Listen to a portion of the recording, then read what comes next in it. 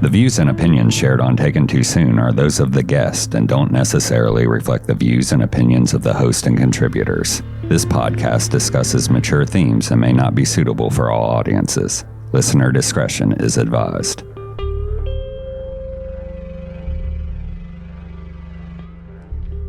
Hidden below a mop of curly brown hair is Logan Fox, a 23-year-old young man who has spent half of his life without his mother.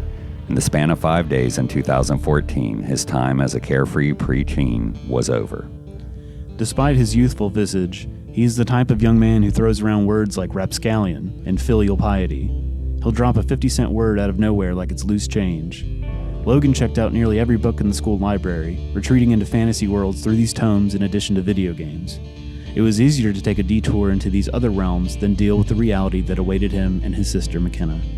Logan has never publicly talked about his mother's death before, but agreed to sit down with the Taken Too Soon team, along with his father, Frank Delarosa. You don't really consider death until it steps into your life, and then you have to find your own way to come to terms with that. It's heartbreaking when when you see your kid having to suffer. Frank met Holly in an online chat room, driving up from Kennesaw to Ellijay to make her acquaintance in the flesh. Meeting Holly at a steak restaurant in Blue Ridge, he was drawn to her animated personality.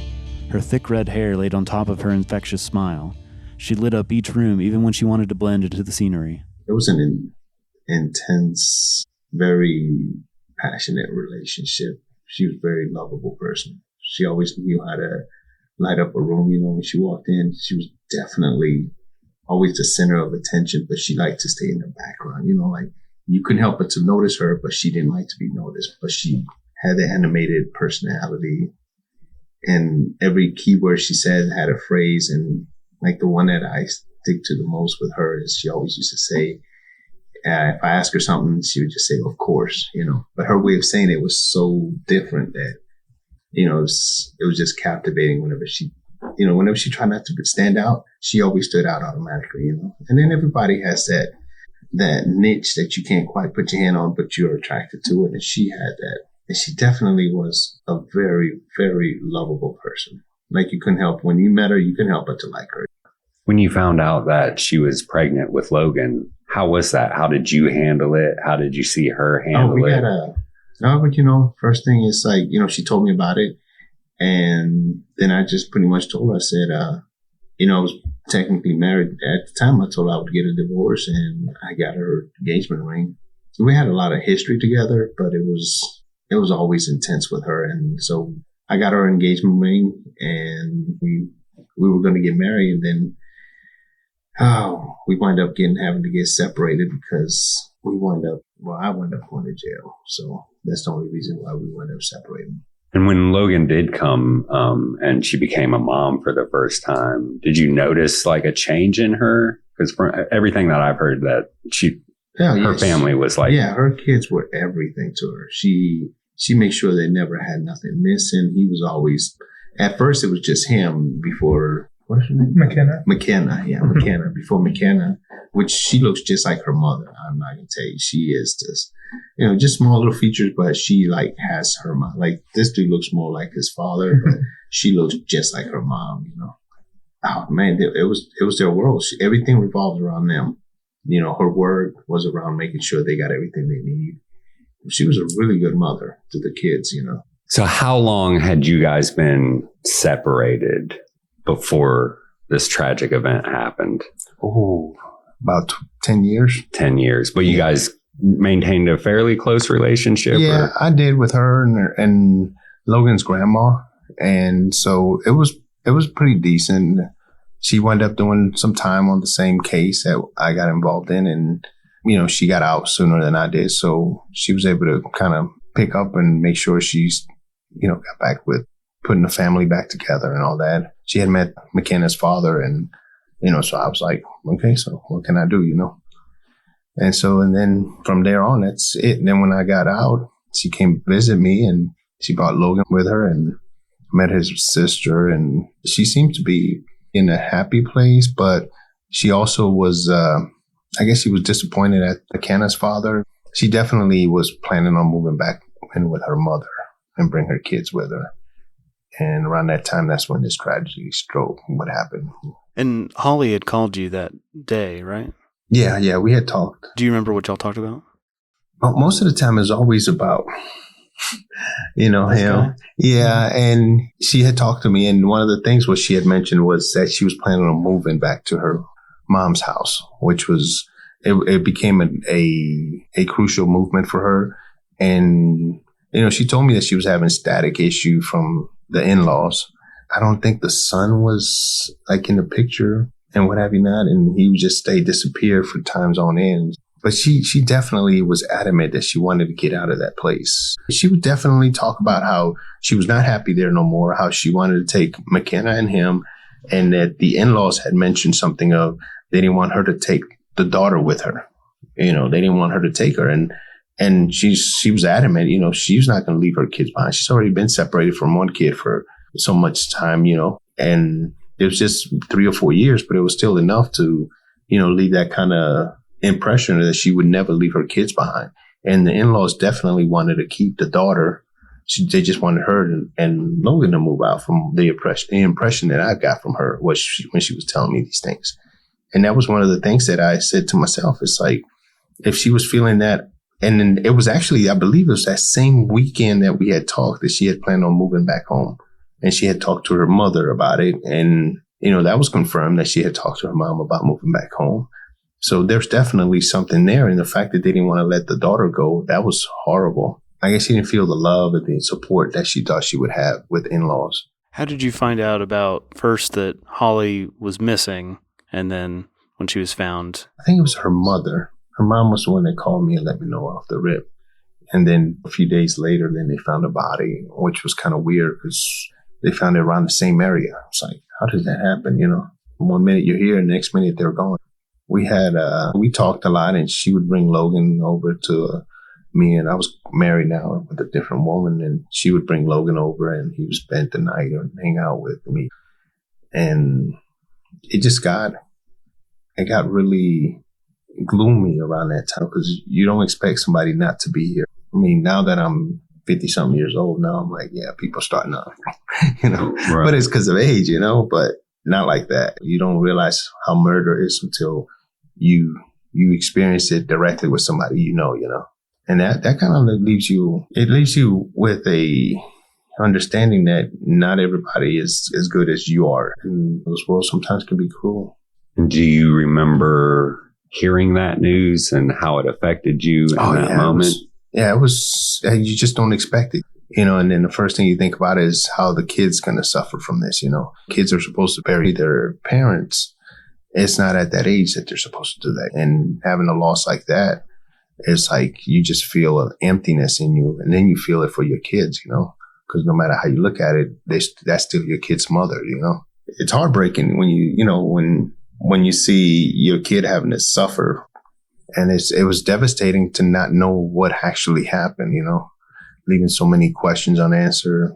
It was not one of those things that you want to say, oh, she had a heart attack or car hit her. No, it's somebody did something brutal to someone else and didn't not think one bit about how it was going to affect the rest of the families, Let me ask you, as a father, after this happened, how difficult was it to kind of let Logan kind of know what happened and to help him get through this? My first instinct was I wanted him to come live with me. And his grandma was devastated, her mom.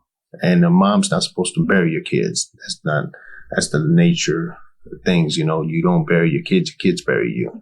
And she had to bury a daughter who, by all intents and purposes, was never a bad or evil person. When she was so devastated, I even tried to take her to court to take the kid from her.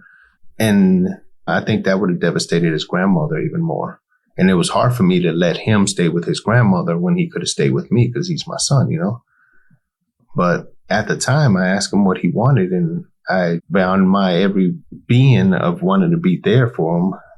His grandma needed him more than I did because, man, it was hard on Wilma. It was really hard. We don't live that far from each other. I mean, Cartersville, he's in LJ. So after a while, we just decided to let him stay with his grandma. If I would have been selfish of it, I probably could have pushed the issue more and taken custody because you know how the laws work and what have you not. But We just decided it was easier that way, but it was hard to realize how your son is having to deal with the loss of his mother, And Wilma helped raise him when Holly was doing her prison time. And so she had a connection with Logan, like, motherly connection. And so I think this whole situation just blew up proportionally out of place, like nobody could have seen this coming. Especially you're in a house where you're supposed to be safe, because whatever happened, it's definitely something happened in that area. And someone knows what happened, but nobody wants to say anything. I don't know why. And I can't say what or not because we weren't there, but she didn't deserve whatever they did. And they were there prior to days before people was combing the area. So how did nobody see a redheaded girl, especially a pale white redheaded girl? Even at nighttime, you could see that. How meticulous were they that they had to wait a couple of days before they go out there and find the body? That they knew it was there? Was there something covering it? Why people couldn't see it? I mean, it's just too many questions, It makes it horrible, man. It makes the persons who did that horrible people. Do you still feel like intense emotions about this? Like, oh yeah, anger and... Well, I feel more of the emptiness that my son has to feel because of this. Like he's the one that has to deal with the fact that his mother's not here. Every time he drives by the road where his mother's buried, he sees her. He sees where his mother's laying. The person who was supposed to have been there when he turned 21, the person who was supposed to have been there when he was graduating high school. And, it was just bad. It was horrible. I think it doesn't leave him room to grow as a man until he figures out what happened to his mother, until something comes up of it to let him know what had occurred, I've never held no grudges towards people, but whoever did this person is evil from within.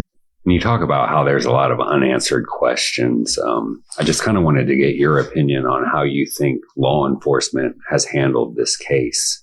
Obviously sloppy if they couldn't find a body that was within feet away from the house. How does that happen? How do you not make it a priority to find a mother that's missing when there's two kids that need to be tended to? They should have been combing the area and figuring out why and how that body wound up there, I was just, not too far from being out of jail. I'd say the only thing that kept me off the radar was the fact that I lived on the other side of town. I lived way in Cartersville. I had a wife and I had my wife's kid and my kids are on that side of town. The only time I ever came on this side of town was to visit him. But it's just too many variables, not enough resolve, especially in part of the police. Did they even search the house to see if anything had happened inside the house, I mean, I don't know all the details, but did they? Because, they should have been able to find something. How her body was, what happened, I mean, I know it's not a TV series or anything, but there's a lot of things that police can do that kind of sheds light on why and how come. What contact have you had with law enforcement about keeping up with Holly's case, and what have they told you over these years? Well, that's the part that pisses me off. They wanted me to come to them so they could interview me. Well, I have a wife and kids to take care of. I don't have time to come all the way from, at the time, I was just barely started, getting on my feet. And they wanted me to come down here to interview. I'm like, no, come to me. I'm over here. And, they're like, no, well, here's a card and give us a call or whatever. They send me a text message with his grandmother of, yeah, we want you to come. And I'm like, no, you come to me. You're the one investigating. I need you to come see me in my space, And the times that I did try to make it up here, there will always be something, oh, yeah, no, the detective's not going to be in that area or whatever, always something stupid. So I was like, yeah, these people aren't even trying, because technically I should have been on the hot radar. I just got out of prison. I could have been a disgruntled husband, disgruntled father, whatever. But they didn't. They didn't care about getting to the bottom of it. How long was it before you did get interviewed? I never have been. Really? No, I don't think so. I don't think I have been interviewed. And if I did, I forgot, but I don't think I have. Have I? Not that I recall. No, I don't think I ever have. Hey listeners, Stacy Smith here, co-host of the News and Brews podcast from The Times. While Taken Too Soon dives deep into Hall County's unsolved past, News and Brews keeps you up to speed on what's happening now. Join me and Shannon Casas for quick local news you can trust in the time it takes to grab your morning coffee. Search News and Brews Hall County wherever you get your podcasts or find the link in our show notes. Now back to the show. When it gets to be around, Christmas, Holly's birthday, the anniversary of this happening, how do y'all remember Holly or choose to face those holidays? Her mom and her sister, Holly's sister, her mom and her daughter, they're the one that pretty much every year, they'll do like a dinner reminisce thing, Put flowers on her grave, plant them around it, maybe hang a wind chime on a tree by it. Generally, it's you get new flowers around her birthday and then around the anniversary. What kind of flowers? Varies a lot. Generally, Granny likes to put lighter flowers around wintertime, and then come spring or February, it's getting closer to spring, she'll put something more vibrant like yellows or pinks. The wind chimes are generally frog wind chimes, since she used to have a thing for frogs. Yeah, she definitely liked frogs. I remember that. He's the one that he's the one that maintains the burial site. And, imagine being you having at his age taking care of your mother's burial site. And McKenna's father should have been there. He's the one that was married to her, When she died, she had his last name, And it's like he's having to do this job that's supposed to have been done by the husband, not the kids. But the husband's supposed to be the one taking care of that, Especially her dying at such a young age, And he's nowhere around, disappeared. Did the funeral, he went to the funeral, and that's it. Basically, it was his wife that died. I think they were already estranged or something, but it's still, why were they estranged? He shouldn't be the one having to clean her gravesite. So, Logan, you were 11? 12? 11 or 12 when it happened. I can't remember the exact. What memories come back when you think about your mom? There's a couple, of course, but I think one of the most poignant ones was, I remember we were in I believe it was a Forever 21. I think I was probably 10 or 11 at the time. And I remember we were shopping. She was shopping for Forever 21 stuff. She had a sense of style, as Granny told you. And I remember we were picking out toys or something. I remember my sister wanted a bigger toy, but we didn't have enough money for that. It was 2 small toys each, essentially. I remember putting my toy back so she could get the big one. And I can't explain it, but the sense of pride she had over me made me proud. Something about that memory just stuck in my head as how I was supposed to behave. Other memories in general, they're generally just warmth. She was not just a mother, but also sort of a friend, a confidant, not just the disciplinarian, since she had to do both jobs. I remember going places with her, water parks especially. She was very modern, I suppose you'd say. She was very familiar with current culture and trends and whatnot. Never felt like there was an extreme disconnect between us culture-wise. I always remember her being fairly proud of me for having good grades, I should say. So you were studious like your mom? Yeah, I'd like to think so, even if I was a bit more of a rapscallion when I was younger. I find that hard to believe. What was going on? I used to get in a lot of fights when I was around that age. Yeah. I won't say it was every day, but it was more than usual, I should say. Not that I ever particularly started any. I didn't go looking for them, but I didn't back down from them either. That was a point of contention we got into. She tried to get me to stop, of course, but I was more of a little punk back then, I'd say. But who doesn't look back on how they used to be and cringe a little bit? Right. Hey, true crime junkies of North Georgia, are you aware of what's going on around you? Find out by signing up for our free newsletters from The Times. You'll get local news in your inbox daily, including at least one free article a day about what's happening in Hall County. And now back to the show. when this happened, do you remember how you were told, or? Oh, I remember it exactly. So it had been about 3 days since I was taken back to LJ. I'd spent the night at her house that day or something, and I was sitting in my cousin's bedroom. We were playing video games or something. I remember getting called out, and everyone, and by everyone I mean almost the entire extended family up there, cousins, Granny's sister, and of course my aunt's family were there. Granny called me to sit over in her lap, right beside her on the couch. She said, "Your mama's gone." And then everybody essentially broke down at that, including me, of course. I'd almost say especially me, but everybody. It was somber before I got in there, but it was absolute grief after she said that. I think I cried for a good long while. Had they told you that she had been missing for that few days beforehand? I knew she was missing because we were living in the same house, of course. She was just gone, which was unusual. Usually she'd say, "I'll be back whenever," et cetera, et cetera. If she would let somebody know if she was going on vacation. So she disappeared, and it was very strange, I remember, to come home from school and her car being in the driveway, but she wasn't home. I think I asked about her every day when I came home. But I knew she was missing. I didn't know why. I had assumed the last time she had went somewhere, it was a trip with a friend down to Savannah, but I knew about that. How did that news and not having your mom in your life anymore kind of affect, because you say you got into a lot of fights when you were around that age. Did that get worse because of anger, or?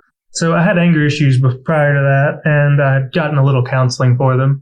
After that, I did end up going to a grief counselor, but I didn't end up doing much with that. I'd say I got in less fights total after the case, mainly because I just had a lot less social interaction. Moving schools and whatnot was, at that time period, was kind of difficult. Everybody already had friends, you know. I did end up finding my own place eventually, but for a while there, it was a very lonely existence. I didn't end up getting into many fights after that. Definitely didn't seek them out. I was certainly angry, but it was more of a withdrawn thing. What do you remember of that time right after your mom is found, and you've got the adults in your life are having to determine what's going to happen, where you're going to stay, where you're going to go to school, what's going on at that time for you, and what you were picking up on? I remember there was a lot of conversations about, they asked me where I wanted to stay and whatnot. And at the time, I wanted to stay with Granny. And to preface that, I did live with her for the first few years of my life. And so, yeah, moving back to LJ was a cinch for me because my grandmother was, I saw her often. I would go up there almost every weekend that I could, go up to LJ and spend time with her and my cousins, of course, because they were my age or around it. So that was the reason that I ended up wanting to stay with her, just because it was a comfort thing. Not to say that I didn't want to spend any time with this man here, but I was, at that time, I think I just instinctively sought comfort where I knew I would find it. What do you remember of your mother's funeral? I remember being uncomfortably warm because I was in a suit and very somber. I definitely remember a certain ache in the back of my throat because I don't recall crying except maybe once or twice during the funeral, but I remember wanting to the entire time.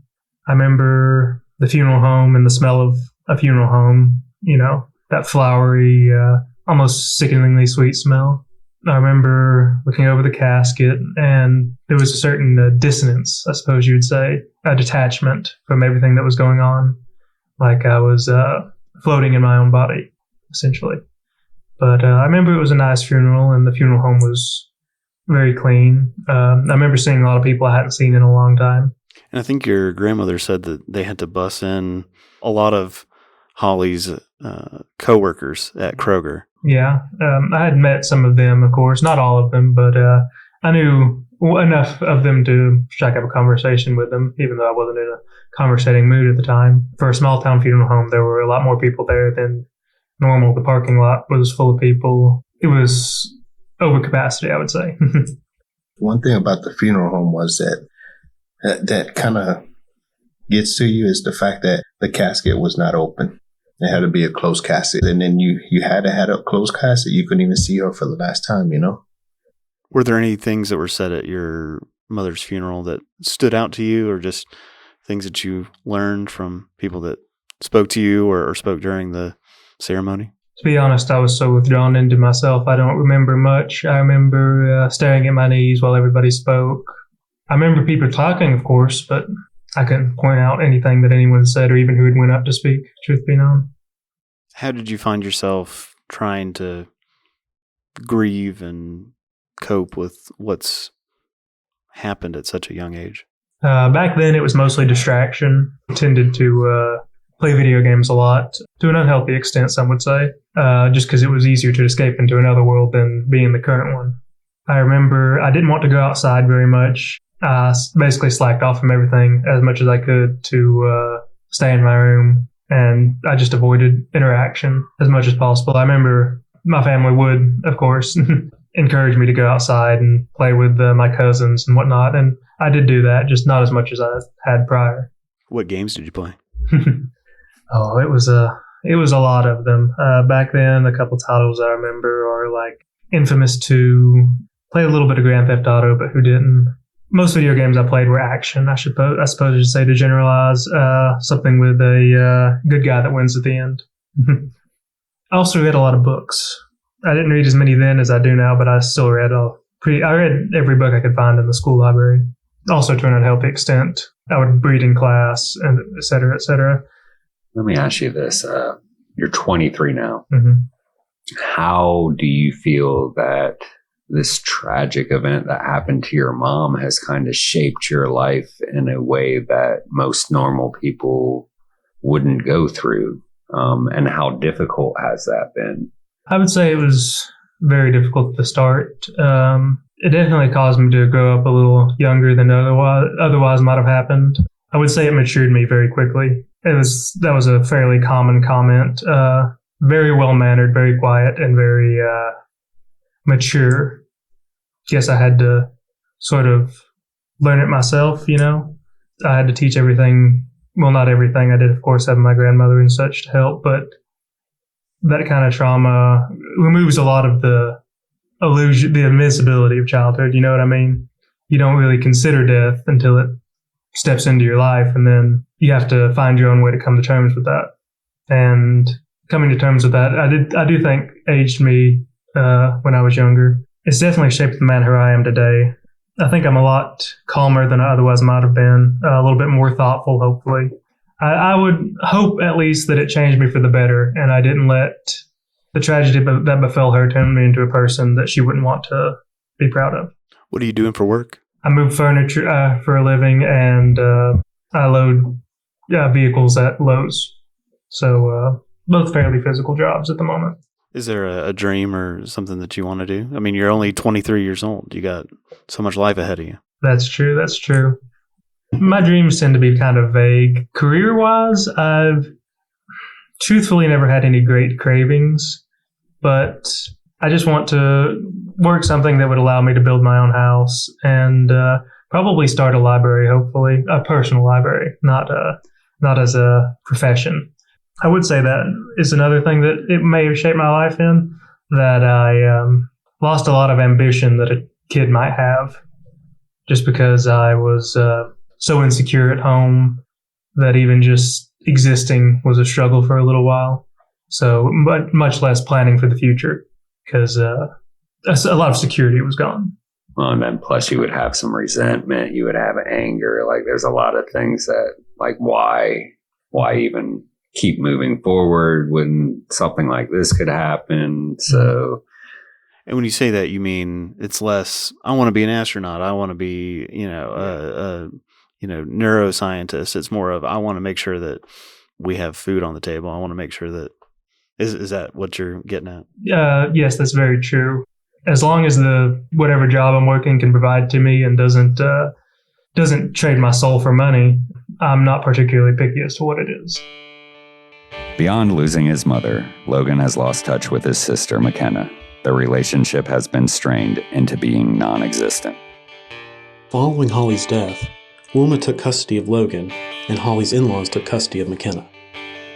The first thing they did was separate the two kids. The reason I let his grandmother have him was because she was going to try to keep the kids together. So if they got together in the same house, he could stay with his grandma and she could stay with her grandma. No, he could have stayed with his grandma and her grandma, the grandma from her mom's side. And that's one of the reasons why I let him stay with his grandma, because she wanted to take custody of both of the kids and keep the kids together. They didn't ever do that. Look at them now. They're grown apart.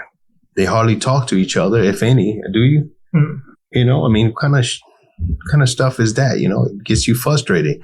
They could have done the right thing. They could have let McKenna stay with her brother because they were close. You know, there's tons of pictures of them hugging and kissing and fighting and spending time together. Don't separate the kids, because not even the court system tries to separate kids, you know, and they separated those kids. And that's something Holly would have not wanted. If they wanted to respect her death, they would have been like, no, this is what her mother would have wanted. I was willing to make the sacrifice and let him stay with his grandma so that he can get raised by. It just seems like that was the insult to injury, to not only lose your mom, but then to get separated from your sister. Yeah, and your brother. Basically, she got separated, but she was too young, so she didn't understand it. You know, and to me, that's some bad, evil thing to do, is separate two kids knowing that they just lost their mother. You know, like I say, him and McKenna could have the perfect relationship and remember each other. And he could have helped remember his mother because, you know, she was about 5 years old? Mm-hmm. Something like that. His mother would have wanted her kids to stay together. And these people didn't even take that into consideration. What's your relationship now with McKenna? I would say almost non-existent. After the incident, of course, we were a little closer, but it was still a massive change from living together. I remember I went to a softball game with her one time. Tension between both sides of the family between my family and her family were very high at that time. This was after the incident, of course. From then on, from that day, it was essentially just phone calls on Christmas and birthdays. And now, not even that per se. And back then, of course, it was always a monitored phone call on speakerphones on both ends with McKenna's grandma and grandpa sitting around the phone listening to her talk, etc. Do you feel that because of that situation, because you went with your grandmother and she went with the in-laws, that maybe that kind of robbed you of a support system that you both could have used during that difficult time? Most certainly. It was being on my own, like the only kid in the house, etc. It was a lonely experience, and I also didn't think about her as much as I would have if she was in the room with me. You know what I mean? I was so consumed by my own pain that without the physical and visceral reminder that I did have a little sister, it was easy to just almost pretend she didn't exist because all I could think about was myself at that time. And I believe if we did live together, I would have been at least able to see and comfort her more than I ever really got to, because I don't believe I ever provided very much comfort for her after the fact, because I hardly ever spoke to her. And certainly not in the private, with the amount of privacy that I would need. We would both need to have been comfortable talking about that kind of thing with each other. I sent his sister a text when she had when it was Logan's birthday. I think it was last year. And I sent her a text and I said, hey, here's Logan's number. Give him a call so you guys can talk. And she never, every time I text her on Facebook, because she's on Facebook and we're friends, she accepted my request. But it's like, you know, she doesn't reply to none of the text that I put on there. And it makes me wonder why, you know, why was she isolated from the rest of the family? Why was she isolated from her own brother? So, and at the time she was 4 or 5 years old, little kids at that age, they might not remember at that moment what happened, but eventually they start talking. And the adamant of her grandmother and grandfather, but the fact that they wanted to keep McKenna so bad, it was suspicious in itself. That's the part that I think it's just extremely, extremely suspicious in their part, you know. And to this day, she's still isolated from her family because Logan and his grandma are her mother's family. That's his sister. The family bond never breaks. But these people had no problem separating two kids. You got to be vicious to do that. So let me ask you, Logan, just to try to get your perspective on that dynamic between Dusty and his family. How did you see them?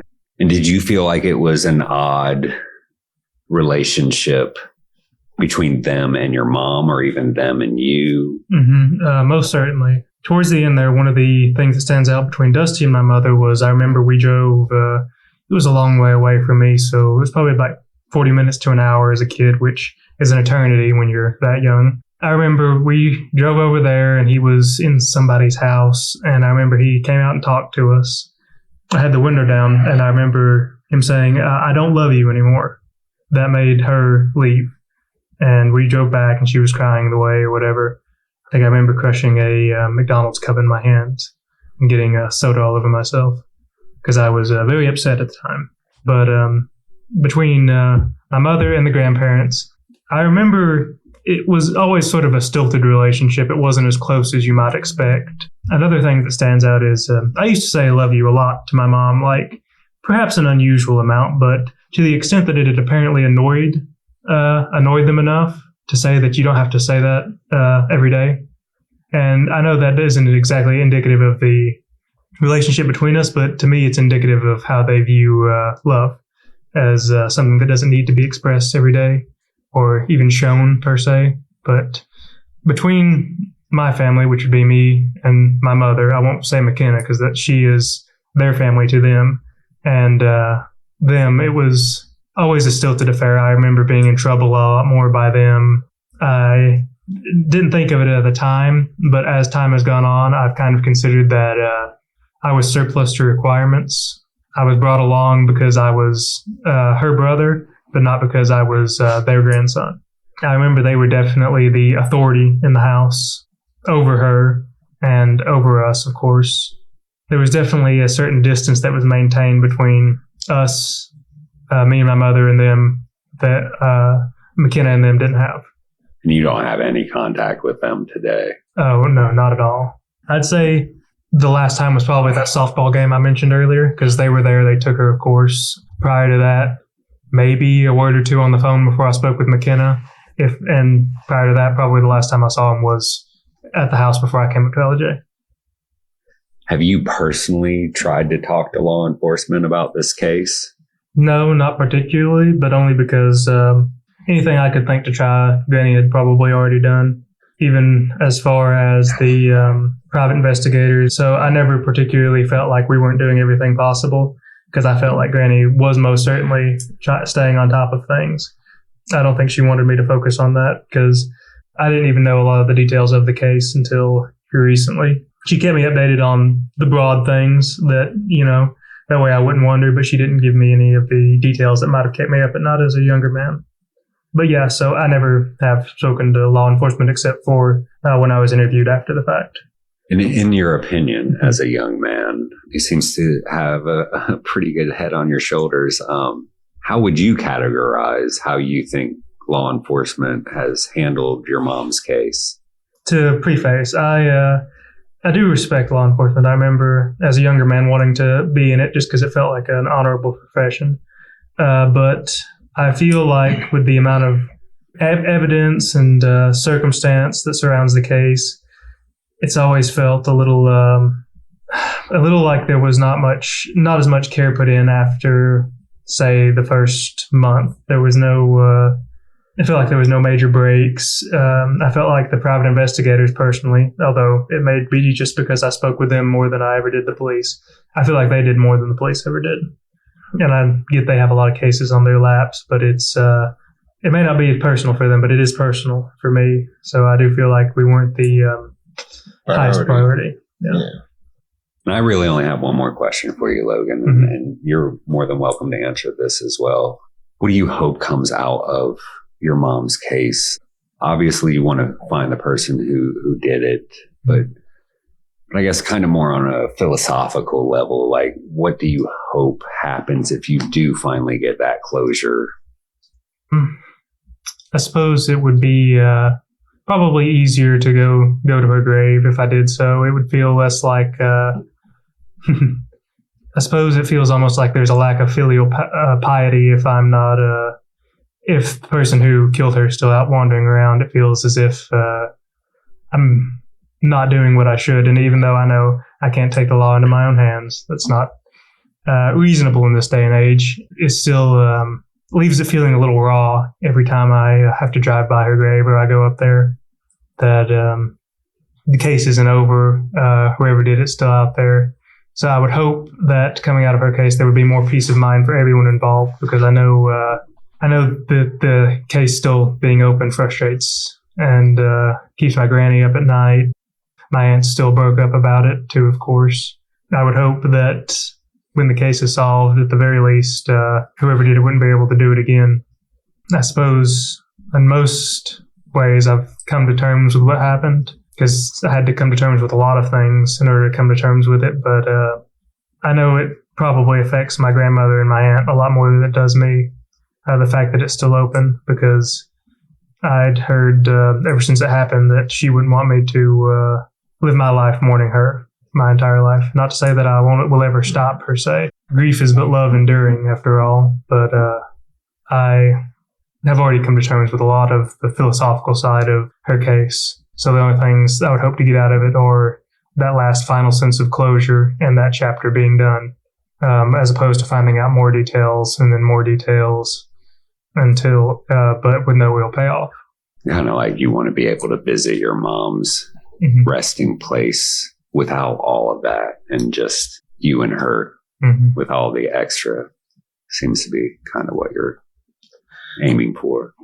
One of the things I always ask him is like, hey, did you call? Remember, I always call him and be like, hey, did you talk to your sister? Have you gotten a hold of your sister? Don't I ask you that?